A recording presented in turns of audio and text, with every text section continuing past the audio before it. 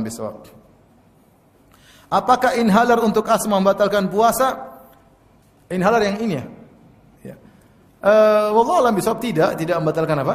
Tidak membatalkan puasa ya, tidak membatalkan puasa. Termasuk tidak membatalkan puasa menurut para ulama lebih daripada inhaler. Apa? Yang buat yang ini yang isap asma ya? Itu namanya apa? Inhaler. Yang buat ini, ya benar. Ini namanya apa?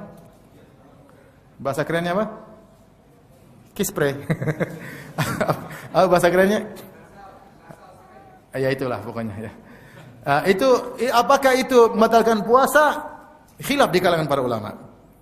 Kenapa? Karena setiap tetes dari itu semprotan itu mengandung sekian mili oksigen yang dipadatkan dan ada obat-obat di situ. Karena bukan oksigen saja, tapi ada obat. Obatnya terkandung dalam setiap sekali semprotan, saya lupa berapa, tapi ada disebutkan. Sekali semprotan ada oksigen sekian dan ada kandungan obat sekian. Dan fokus obat tersebut adalah masuk ke paru-paru, bukan ke lambung. Maksudnya ke paru-paru. Ketika seorang menyemprotkan, seharusnya dia hanya dikonsumsi oleh paru-paru, bukan sampai ke lambung. Karena sampai ke lambung adalah makanan. Tapi masih ada kemungkinan bablas masuk ke lambung. Ada kemungkinan enggak? Ada.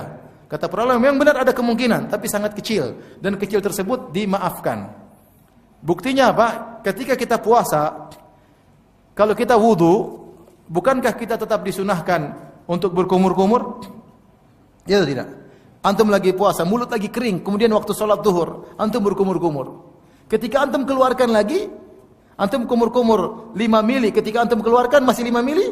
Enggak. Pasti sudah 4 mili, 1 milinya entah kemana. Ketika antum keluarkan 4 mili, satunya pasti ada entah ke kanan kiri, tapi antum tidak berniat untuk minum, tapi ada sisanya. Pasti ada apa? Sisanya. Namun sisa tersebut dimaafkan. Saya ulangi, kalau kita sedang berpuasa lagi haus-hausnya, kita wudu, kita berkumur-kumur. Kumur-kumur taruh 5 mili. Kita buang, apakah cuma 5 mili? Pasti kurang. Entah setengah mili, entah kemana. Lama-lama juga masuk ke dalam. Tapi apakah itu membatalkan puasa? Jawabannya tidak. Karena itu dimaafkan. Karena maksud kita kumur-kumur bukan untuk minum. Kemudian yang kedua juga, bukankah orang berpuasa boleh bersiwak? Boleh. Para ulama khilaf kalau setelah zawal, setelah zuhur. Tapi kalau pagi, para ulama mengatakan boleh bersiwak. Dan siwaknya Nabi SAW ada rasanya. Kayu yang ada rasanya, ada rasa mentolnya. Kalau orang bersiwak-siwak, buang-buang. Ada rasa mentolnya enggak? Rasa mentolnya masih tersisa enggak?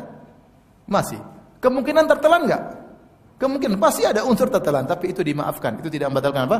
Puasa. Dari sini mereka mengatakan bahwasanya inhaler atau alat yang digunakan oleh asma asalnya adalah udara.